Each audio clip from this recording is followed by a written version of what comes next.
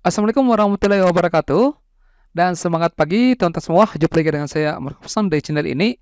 Ya, jadi pada video kali ini kembali saya melanjutkan pembahasan tentang soal-soal kemampuan verbal, khususnya tentang soal penalaran analitis ya. Ini untuk persiapan menghadapi tes CPNS tahun ini. Baik ya, kita langsung saja masuk ke pembahasan soal-soalnya.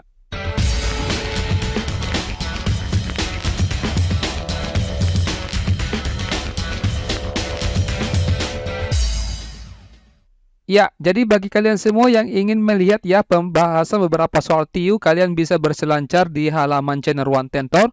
Di sana sudah banyak playlist yang saya sudah siapkan ya. Baik, coba kita lihat soal nomor 7. Jadi nomor 7 ini merupakan oleh-oleh yang sudah saya berikan di video sebelumnya. Dan saya melihat sudah ada yang mengerjakan ya. Coba kita bahas sama-sama. 5 orang siswa yaitu Mima, Nani, Oki, Prita, dan Koni secara berurutan mempresentasikan tugas mereka.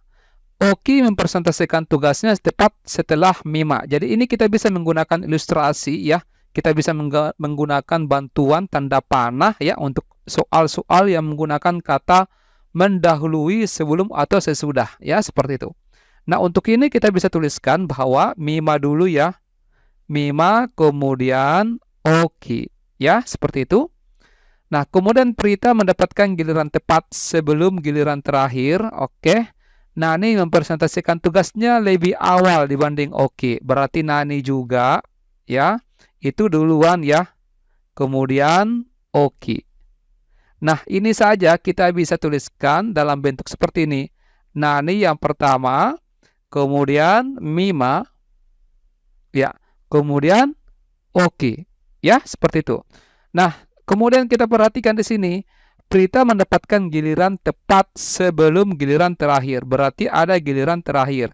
Karena di sini cuma 5 orang ya. Berarti di sini kita siapkan untuk Prita. Berarti di sini adalah Koni. Ya. Berarti jawabannya di sini adalah error ya, Koni. Saya kira jelas ya untuk nomor 7. Baik, kita ke soal nomor 8, teman-teman. Seperti biasa kalian terlebih dahulu yang menyimak, memahami. Kalau misalkan mau dikerjakan, silakan di stop videonya, durasinya 10 detik ya. Boleh, silakan.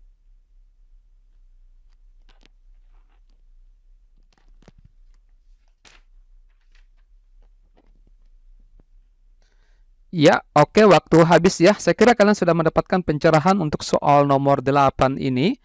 Nah, di sini ada kata lebih tua dan lebih muda. Nah, bagus kalau kita simbolkan dulu.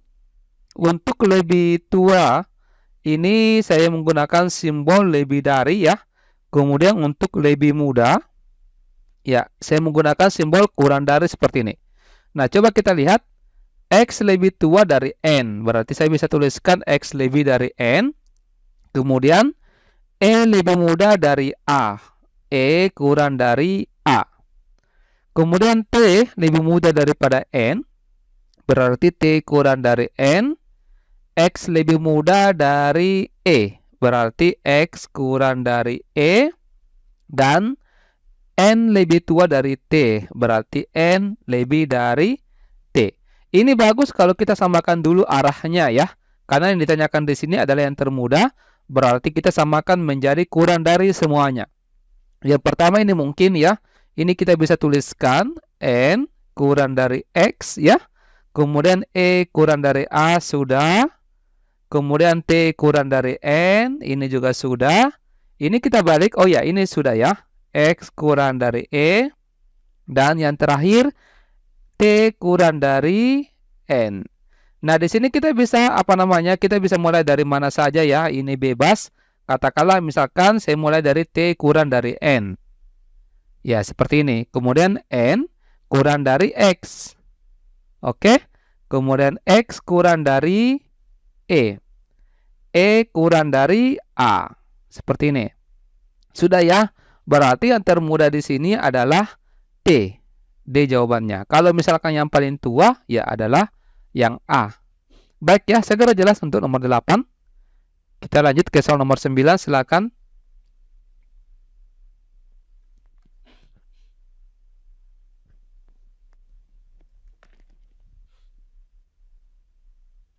Oke, waktu habis ya. Saya kira kalian sudah mendapatkan pencerahan untuk nomor 9 ini. Baik, yang terbaik tumbuh pada iklim dingin adalah wortel, kentang dengan kubis. Nah, ini bagus kalau kita rinci seperti ini. Jadi untuk iklim dingin itu adalah yang bagus tumbuh, saya simbolkan wortel ya. Kemudian ada kentang dengan kubis. Oke. Kemudian pada iklim sedang, untuk yang sedang di sini ya, itu yang dapat tumbuh adalah padan rumput, saya simbolkan dengan PR ya. Kemudian dan di sana juga tumbuh ketela serta jagung. Di sini ketela dengan jagung. Oke. Pada iklim subtropis itu terdapat gandum ya. Saya simbolkan dengan GA. Gandum, kemudian buah zaitun, kemudian kebun anggur. Oke. Kemudian pada iklim tropis. Ya, pada iklim tropis berarti tumbuh kelapa sawit dengan padi. Kelapa sawit dengan padi, ya. Nah, bangsa X ini terutama hidup dari roti dan minyak sebagai pengganti mentega, ya. Mereka minum anggur dan makan buah anggur. Berarti kita cari yang ada anggurnya. Di sini cuma satu ya yang ada anggurnya. Berarti dia tumbuh, dia hidup ya di iklim subtropis. Jawabannya adalah B. Ya, kalau kita mau rinci lebih lanjut, boleh. Roti ini adalah terbuat dari gandum. Ya, ini sudah mendukung. Kemudian minyak kan bisa dari kelapa sawit ya, bisa juga sebagai dari buah zaitun. Seperti itu. Jadi ini sudah jelas untuk nomor 9. Baik, kita lanjut nomor 10, silakan.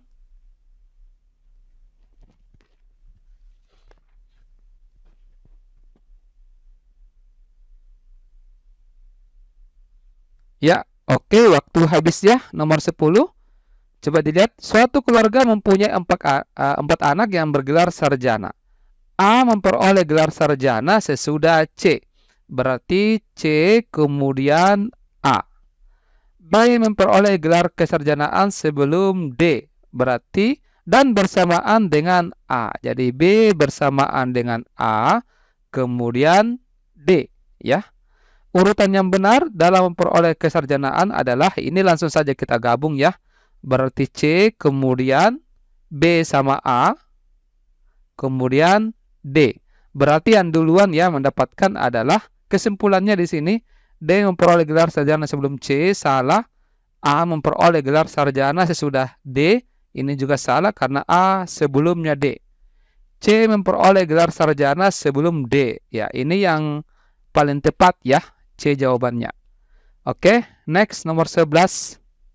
Silakan.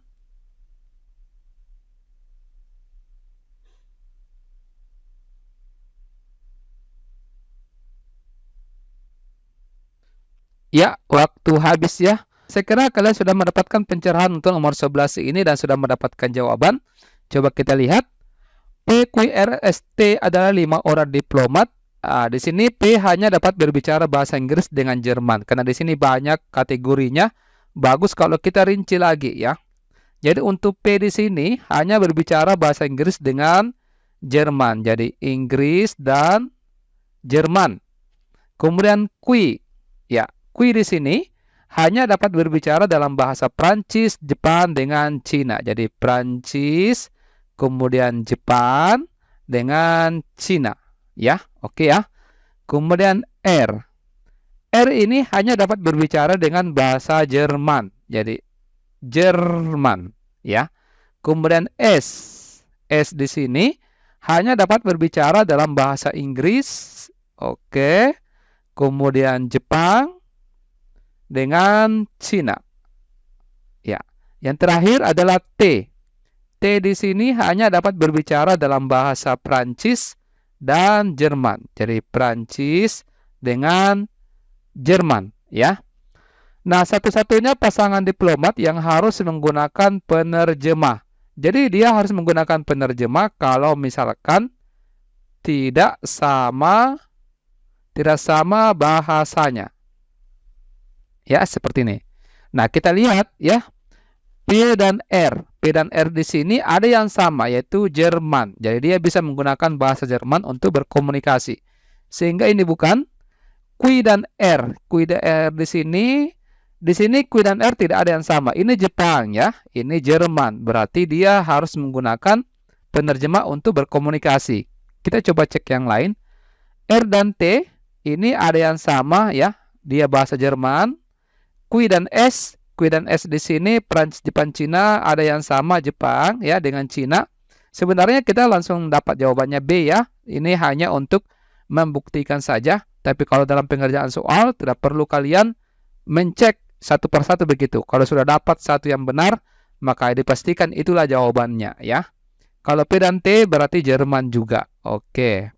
Baik, kita lanjut ke soal berikutnya. Ini double ya, maaf. Ya, lanjut. Nomor 13, silakan.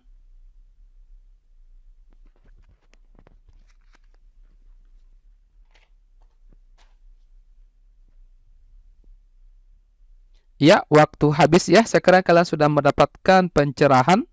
Coba kita lihat. Bu Guru memberikan kebebasan kepada para siswa untuk membuat 4 makalah dari topik yang berbeda. Di bawah ini persyaratan yang diberikan ya. Siswa memilih 4 topik antara J, K, L, M, N, O, P, Q, R ya. Ini banyak sekali ya topik makalahnya. Antara topik L, M, dan O harus dipilih salah satu. Kemudian harus dipilih satu. Topik N dan J harus dipilih bersamaan. Berarti kita langsung lihat yang mana opsi yang memuat N dengan J. N dengan J, oke, kita simpan. Di sini tidak ada ya. Ada J tapi tidak ada N-nya. Berarti ini salah. Ini juga ada J tapi tidak ada N. Ini salah. Ini J ada N, berarti kemungkinannya benar. Ya. Topik P dan K harus bersama dengan O. Topik Q harus bersama dengan L. Ini L dengan Q ada. Di sini ada Q tapi tidak ada L. Ya, berarti ini salah. Sehingga jawabannya adalah A. Ya. Bisa seperti itu ya, langsung saja. Kita tidak usah berlama-lama kalau misalkan sudah ketemu, atau kita bisa langsung cari yang paling benar ya, yang paling kita deteksi bahwa itu ada di pilihan ya. Oke, coba nomor 14.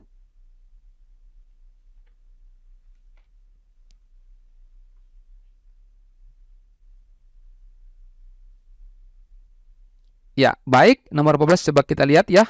Guru memberikan nilai ujian pada Gina, Cita, Andi, Beni, dan Lolita. Nilai Lolita dan Cita lebih tinggi daripada Andi. Berarti kita tuliskan L dan C ini lebih tinggi ya dibanding dengan Andi.